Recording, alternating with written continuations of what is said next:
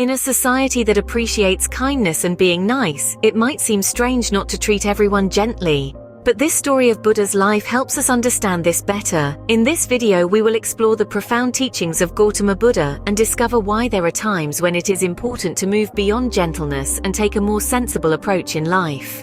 To understand this, watch the video till the end. Once Buddha was sitting with his followers when a king came up to him and said, "O Lord, ever since I started following your teachings, everyone seems to be taking advantage of my kindness.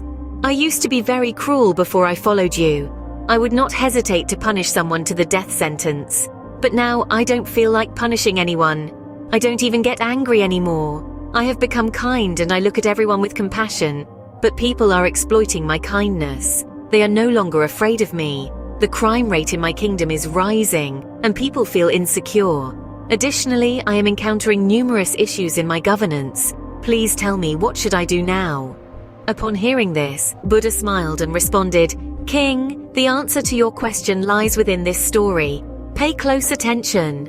Then Buddha began to narrate a story. Once there was a venomous snake that lived in a hole under a big tree on the edge of a village. This snake was infamous for attacking people for no reason, and sadly, many people lost their lives because of its deadly bites. People were terrified to even go near the tree because of the snake. One day, a monk happened to pass by the village and saw the beautiful tree. He decided to take rest and meditate under the shade of the tree before continuing his journey. Some villagers who noticed the monk cautioned him about the dangerous snake and advised him to stay away from the tree. However, the monk simply smiled and settled down under the tree to meditate. As he sat there, the snake emerged from its hole, hissing angrily and poised to strike. Undeterred, the monk met the snake's gaze and began chanting a mantra. Miraculously, the snake began to communicate with him. Addressing the monk, the snake said, "Hey man, are you not afraid of me? Don't you realize this is my territory? How dare you intrude here?" The monk responded with compassion and said, "My friend, why should I fear? I fear nothing. I do not even fear death, so why should I fear you? It appears that you fear death. That's why you bite others." The snake was astonished to hear this from the monk. Until then, it had only encountered people who either tried to kill him or fled in fear of him. It had never encountered someone who was not afraid of him. Upon hearing the monk's words, the snake approached him and wrapped itself around his feet. The snake said, "You are right, sir. Every time someone comes near to me, I feel like they want to kill me. That's why I bite them to save myself. If I don't bite them, they will kill me." The monk nodded and said, "You are right. But my friend, remember one thing. Life will end one day. Therefore, it is not appropriate to harm others just to save yourself. Let go of this fear of death and replace it with love for everyone." Saying this, the monk left from there. The snake was deeply impressed by the monk's wisdom. He took his words to his heart. He made a decision to stop biting people and let go of his anger. But things did not go as planted when people noticed that the snake had stopped fighting. They started to mess with him. Those who used to be scared of him now came up to him without fear, teasing, scratching, and hurting him. Consequently, the snake found himself wounded and hurt all the time. He was really upset and going through the toughest time of his life. After some time, the monk returned to the village and sat under the same tree, but to his surprise, he found the snake in a pitiful state. The M asked him, "Surprisingly, what happened?" "My friend who has harmed you." The snake replied, "Oh, blessed one, you advised me to be kind and stop biting. Since I followed your advice, people have stopped fearing me and instead they torment me now. Now nobody's afraid of me. People will come hurt me and leave me in a miserable condition. Life has become very difficult for me hearing this."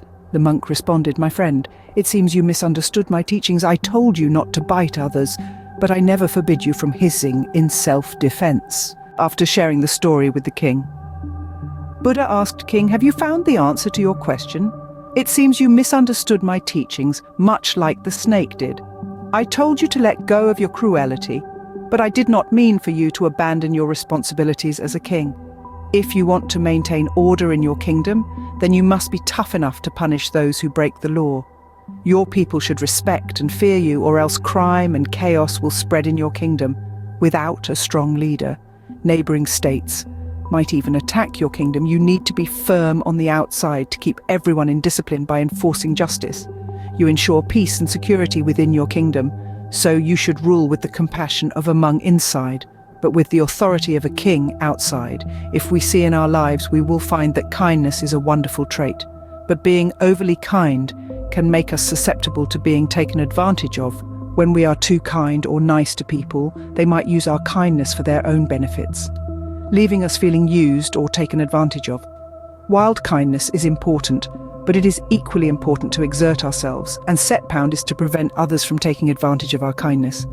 For instance, if you are excessively kind in your office, then your colleagues may exploit your kindness by frequently asking you to help them in their task.